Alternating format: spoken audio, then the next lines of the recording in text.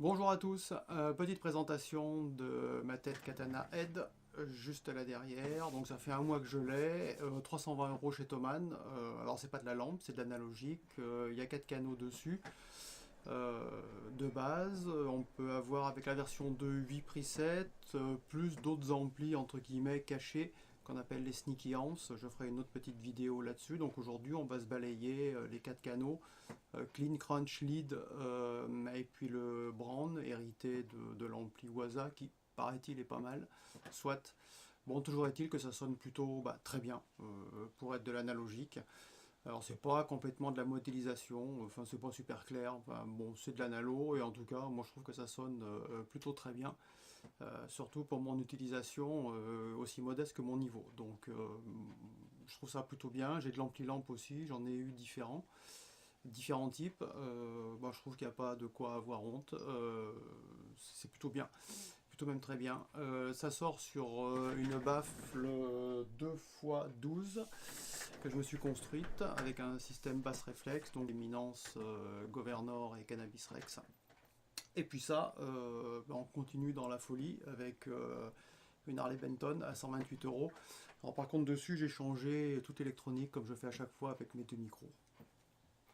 Donc ce que l'on va faire, c'est on va aller directement dans le logiciel Boss Studio Tone, la tête étant reliée en USB au PC avec un driver spécifique. Il y a un driver ASIO aussi, bon j'en parlerai un peu plus tard. Je m'en sers peu en fait pour l'enregistrement direct via l'USB, mais ça marche très bien aussi sur les essais que j'ai fait.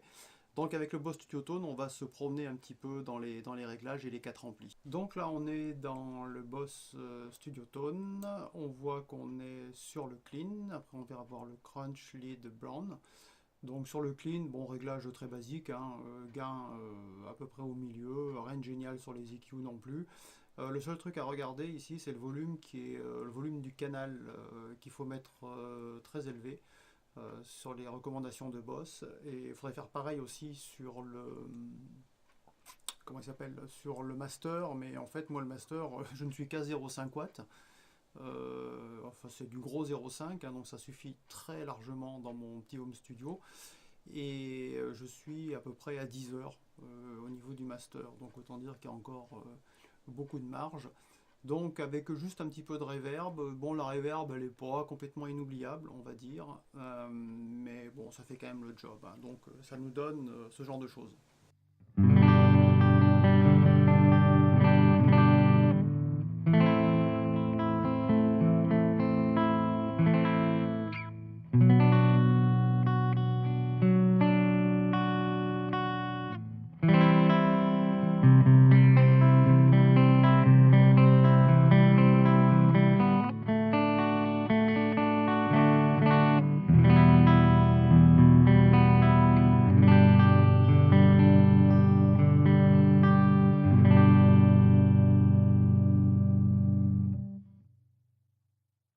Donc maintenant on passe au crunch, donc comme on le voit, sélectionné ici. Je maintiens le gain assez bas ici pour plutôt jouer sur le volume de la gratte. Le volume je l'ai un petit peu poussé à 90, rien de bien génial sur l'EQ aussi pareil, juste avec la reverb.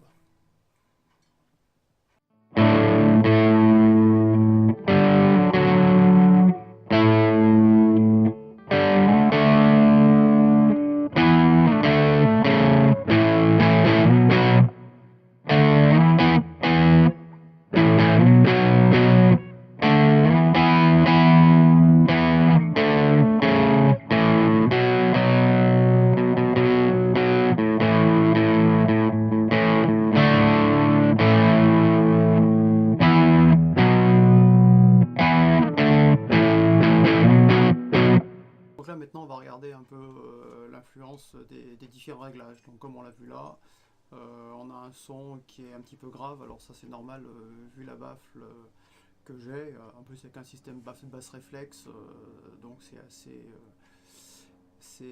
assez gras et assez grave. Donc nous on avait ça comme son, si je change un peu de riff, donc je suis sur le micro bridge à 50% du volume.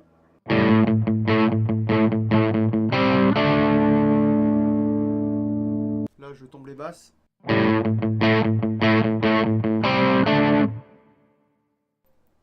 On pousse les aigus.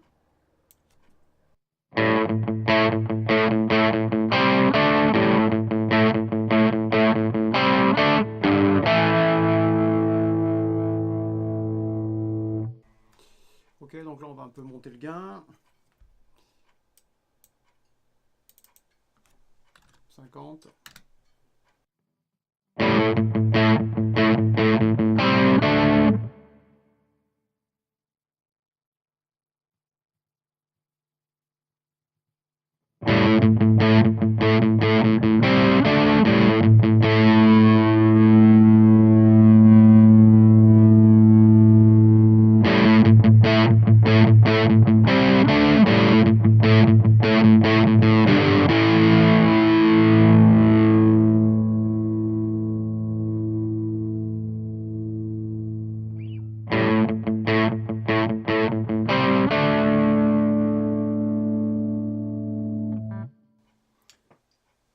Si maintenant on joue avec le potard de volume, je baisse mon volume de gratte.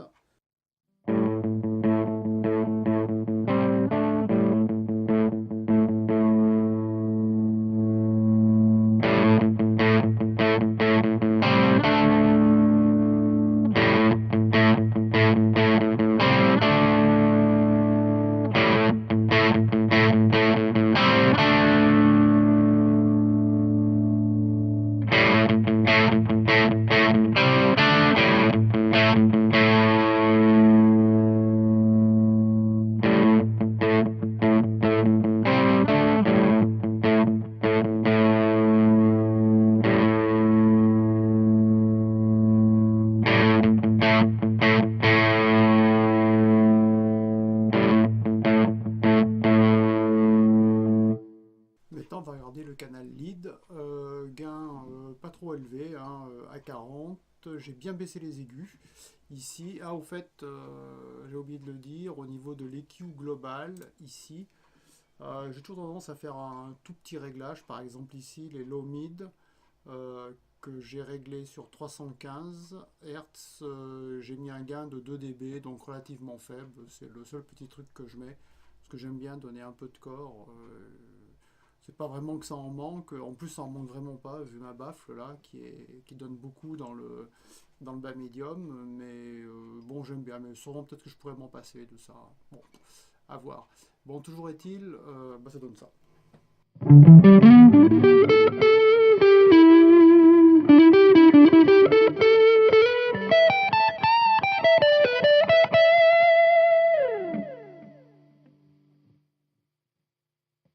Donc ici on avait le gain à 40 dans ce qu'on vient de jouer, donc là je vais le descendre, allez, à 20 juste pour voir.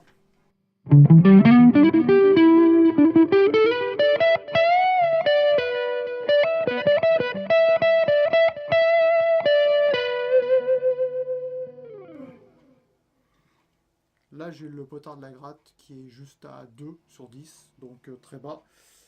Je monte à 6.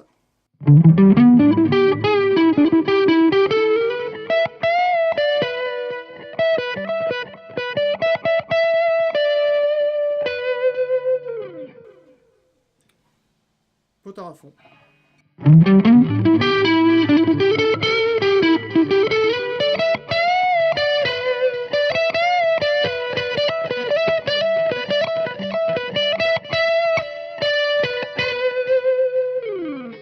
Alors si on continue, on va le remonter un petit peu vers les 40, là, comme on était. Hop, et puis on va jouer un petit peu sur ces différents réglages. Donc typiquement, les aigus à 0.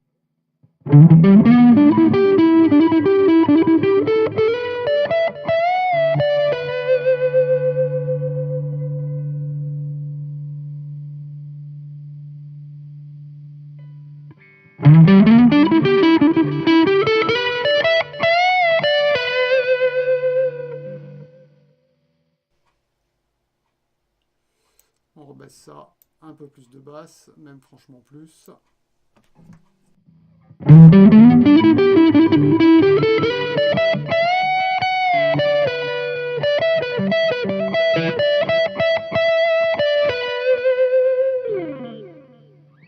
commence une petite comparaison là avec un boost.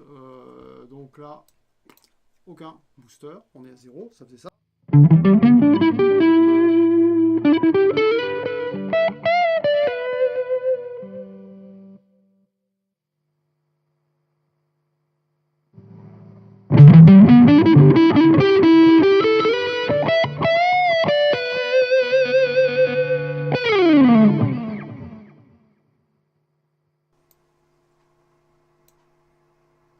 J'augmente le drive, je baisse le niveau de l'effet.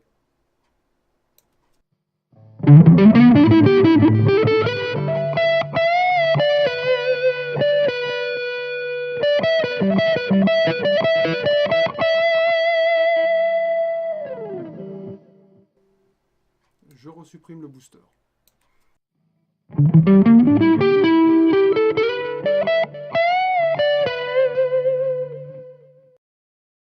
Donc là maintenant on va regarder le canal Brown comme on le voit là, donc qui est le canal Huygens qui est pareil un genre Soldano, bon pourquoi pas, issu de l'ampli Boss Waza, qui lui-même est censé assez être réputé. Bah, je connais pas donc je veux bien le croire, en tout cas lui il est vraiment très bon. Indéniablement dans le Huygens. J'ai pas mis beaucoup de gains, donc comme on le voit je suis à 35, volume assez élevé. J'ai fait du truc un petit peu tchouga tchouga là.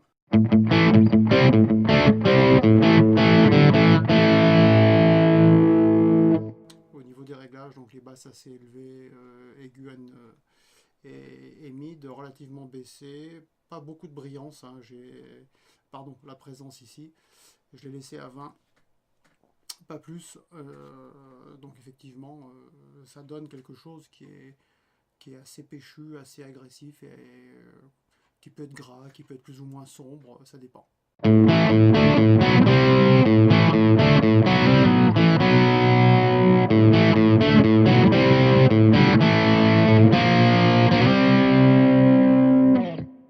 va voir que les réglages sont assez sensibles, là je suis à 25 sur les aigus. Alors si par exemple je monte pas beaucoup, rien qu'à 40.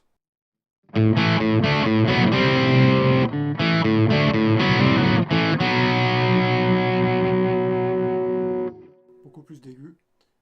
Je les redescends. Je remonte les mids. Allez à 70 pour faire un contrôle.